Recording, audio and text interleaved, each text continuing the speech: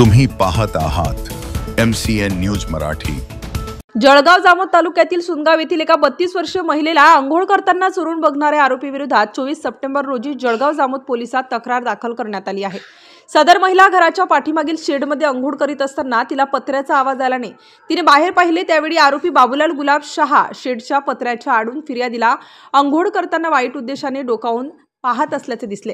या महिलेने आरोपीला पाहिल्याने तो लगेच तेथून पळून गेला व त्यानंतर सदर महिलेने त्याला जाब विचारण्याकरिता घराच्या बाहेर येऊन पाहिले, परंतु सदर आरोपी हा तिला कुठेही दिसला नाही। त्यानंतर या महिलेने सदरची घटना तिच्या पतीला फोनवरून सांगितली।